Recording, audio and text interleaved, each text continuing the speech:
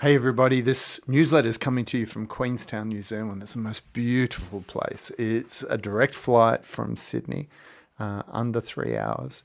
So if you find yourself anywhere over here and you want to go to a beautiful place, duck over to the South Island of New Zealand, to Queenstown. There's this beautiful lake called Lake Wakatipu and a mountain range called the Remarkables, which are remarkable because they run north to south. So I'm here with a dozen thought leader black belts.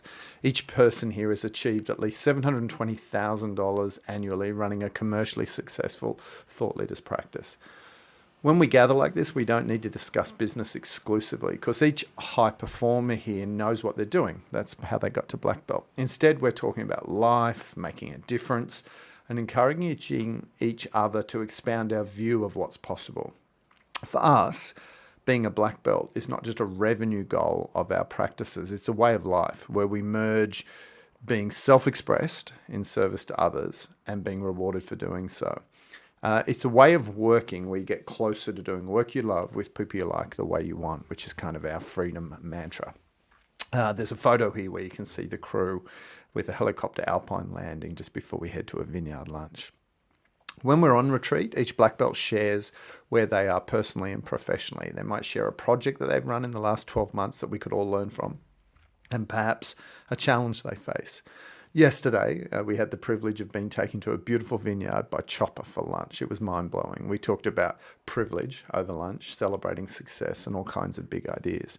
Jim Rohn, who was Tony Robbins' mentor, he famously said, "We become the sum total of the 5 people we spend the most time with."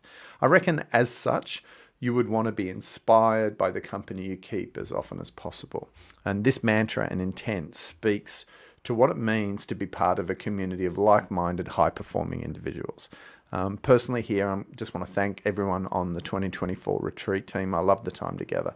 And what I wish is such company for others. So here's some prompts for those pursuing a high-performance practice. Number 1, if you need to change your results, you may need to change your company occasionally. Sometimes the people you're hanging around aren't helping you get to the next level. Number 2, when you meet with high performers, it's way more than work. High achievers don't always need more stuff to do. Often they need a to-don't list. So talk about whole of person, professional and personal. And when we were on this retreat, we were all talking about what we were removing and stopping doing as much as what we might start doing.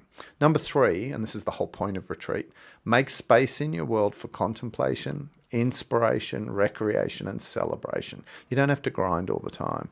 And I think cultures that acknowledge high performers and make time for this kind of space create a sustainable and healthy high performance rather than an abusive one.